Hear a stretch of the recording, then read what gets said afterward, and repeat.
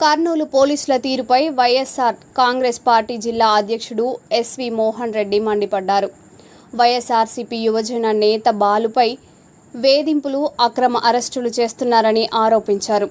3 town police station ఎదుట ధర్నా నిర్వహిస్తున్నామని, పోలీసుల చర్యలను తీవ్రంగా ఖండిస్తున్నామని తెలిపారు.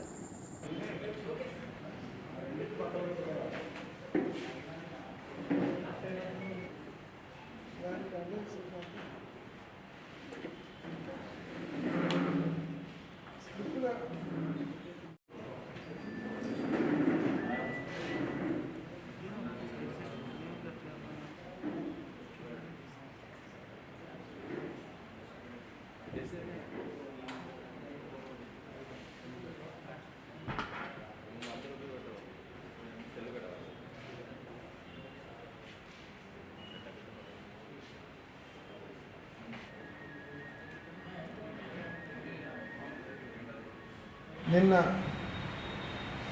YSR Congress party town youth president Balu ఆత్మహత్య చేసుకునే పరిస్థితి అటు తెలుగుదేశం పార్టీ నాయకులైతేనేమి, తెలుగుదేశం పార్టీ నాయకుల ఒత్తిడితో పోలీస్ డిపార్ట్మెంటు ఆ పరిస్థితి తీసుకొని వచ్చారు. తెలుగుదేశం పార్టీ అధికారంలోకి వచ్చినప్పటి నుంచి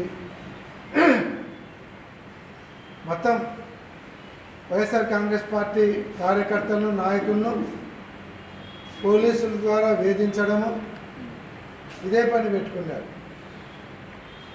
అన్నిటికీ పోలీసులు ఉపయోగించుకోవడమే. వైఎస్ఆర్ కాంగ్రెస్ పార్టీ నాయకులను వేధించాలంటే పోలీసు కేసు కొట్టడము, ఎవరిదైనా ల్యాండ్ కబ్జా చేసి దాన్ని రెగ్యులేట్ చేసుకోవాలంటే పోలీసులు ఉపయోగించుకోవడము, ఎత్తుకొచ్చి కొట్టి ఒప్పియడం. ప్రతి దానికి పోలీసులు అడ్డం పెట్టుకొని రాజకీయం చేస్తూ ఉంటారు. హత్యా రాజకీయాలు ఎక్కువైతున్నాయి. అధికారంలోకి వచ్చిన కరెక్ట్ 6 నెలల లోపలనే అట నంద్యాలలో కొత్తపల్లి సుబ్బరాయుడిని చంపడం, బండారి ఈరన్నను ఆలూరు కాన్స్టిట్యున్సీలో చంపడం, ఇదే పని పెట్టుకున్నారు. ఇంకా దౌర్జన్యాలు అయితే లెక్కలేనని ఉన్నాయి. వాళ్ళే దౌర్జన్యం చేస్తారు, వాళ్ళే కేసులు పెడతారు.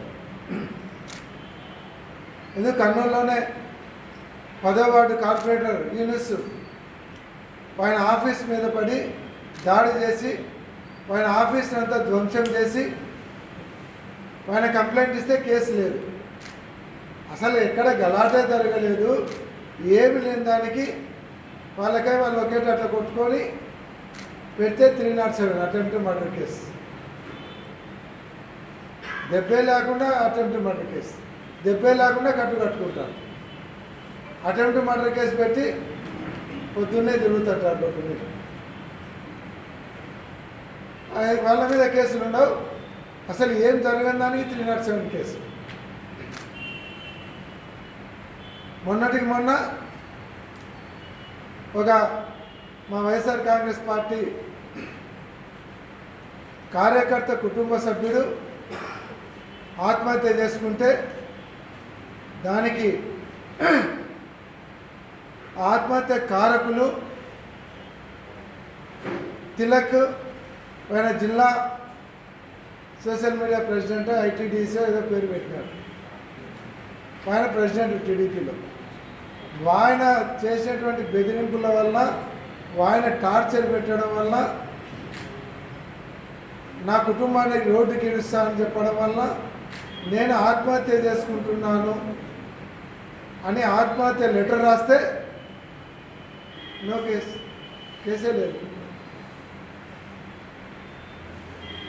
అంతకంటే క్లారిటీ కావాలన్నా అంటే పోలీసింగ్ ఉందా లేదా? బాలు నిన్న మా టౌన్ యూత్ ప్రెసిడెంట్ బాలు అతన్ని చిన్న ఎవరో పిల్లలు నడుచుకుంటుంటే పోయి సర్దితే ఆ రోజు ఏదో వాళ్ళు కంప్లైంట్ ఇచ్చినారు, దాని మీద బెయిల్ తీసుకున్నాడు, పోయినాడు. మళ్ళా అతను నాన్ బెయిలబుల్ పెట్టకుండా బెయిల్ ఎందుకు ఇచ్చినారని అధికార పార్టీ మినిస్టర్ కావచ్చు వాళ్ళ నాయకులు ఒత్తిడి చేస్తే అతను ఫిజియోథెరపీ డాక్టర్ ఆయన మీద పెట్టిన కేసు చూస్తే అంటే ఓల్డ్ వండర్స్లో ఒకటి అవుతారు. ఫిజియోథెరపీ డాక్టరు 20 లక్షల రూపాయల కారులో 20 లీటర్ల సారాయి క్యాన్ పెట్టుకొని ఇంటింటికి తిరిగి గ్లాస్ సారాయి అమ్ముతున్నాడు. ఇంతకంటే దారుణం ఉందా కేసులు పెట్టాలంటే? మళ్ళా తన మీద వాళ్ళేదో టీ షాప్ కాడ మాట అనుకున్నారు. ఆమెమి కేసు పెట్టలేదు, ఏం లేదు, కంప్లైంట్ లేదు, ఏం లేదు. 2 నెలల కింద జరిగింది. కంప్లైంటే లేకుండా ఆ కేసు ఉంది రా అని నువ్వు అప్పుడు టీ షాప్ కాడ అరుచుకున్నావు రా అని ఇద్దరు పోలీసులు పోయి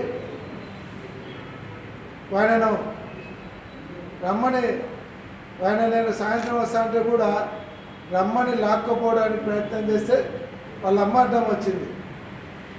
ముస్లామే హార్ట్ పేషెంట్, ఆమెను తోస్తే కింద పడిపోయింది. కొద్దిసేపు అన్కాన్షియస్లో పోయింది. ఇదంతా ఇంతకుముందు కూడా తీసుకుపోయి ఇదే బాలును 3 టౌన్ పోలీస్ స్టేషన్లో కొట్టడం జరిగింది. మళ్ళా ఇప్పుడు తీసుకుపోయి కొట్టాలనేటువంటి కార్యక్రమంతో ఏమంటే బాలు ఊళ్ళోకి రాకూడదు, వస్తే కొట్టాలి, అది వాళ్ళకు హుకుం తెలుగుదేశం పార్టీ నుంచి.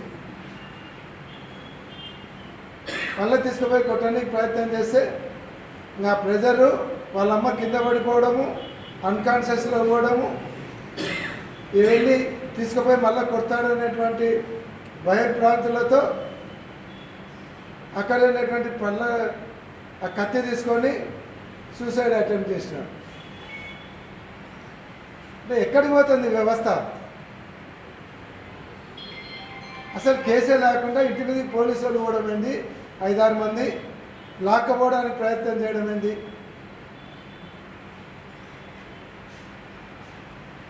ఇంత దౌర్భాగ్యమైనటువంటి పరిస్థితుల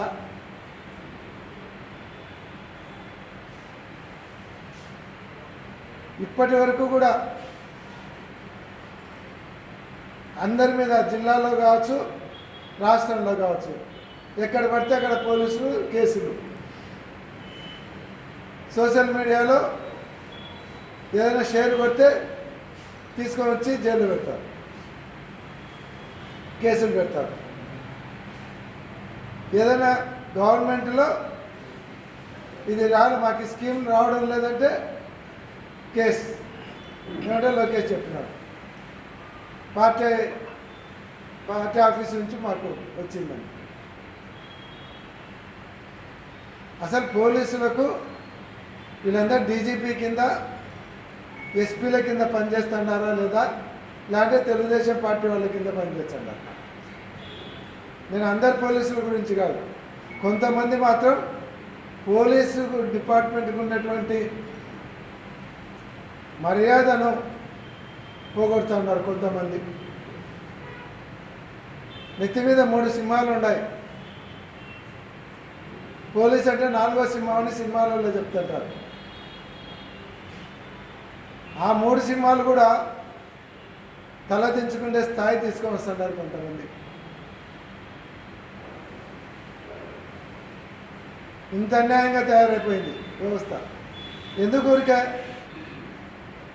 ఆ డీజీపీ పోస్టులన్నీ వాళ్ళు వేసుకోండి, వాళ్ళకు కూడా కాకి డ్రెస్ తీసేసి మీ గవర్నమెంట్ వచ్చింది ఒక జీవో వేయండి, డ్రెస్ మారుస్తున్నాం, కాకి డ్రెస్ మార్చి ఎల్లో డ్రెస్ ఇస్తున్నాం అని పెట్టండి, డ్రెస్ కోడ్ కూడా మార్చండి. లోకేష్ గారిని డీజీపీని చేయండి, మంత్రులందరినీ ఎస్పీలకు పెట్టండి, మీ ఎమ్మెల్యేలను డిఎస్పీలుగా పెట్టుకోండి, కార్యకర్తలను ఎస్ఐలుగా కానిస్టేబుల్గా పెట్టుకోండి. అది బెటర్.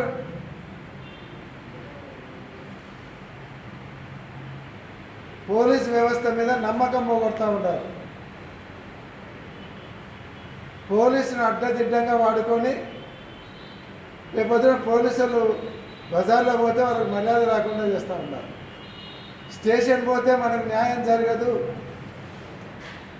ఇదంతా పైనుంచి ఎవరు చెప్పించుకుంటే వానికే జరుగుతుంది అనేది వస్తే వాడు పోలీస్ స్టేషన్ పోడుగా నేనే చూసుకుంటానులే తెగిస్తాడు, వాడే దాడికి మొదలు పెడతాడు.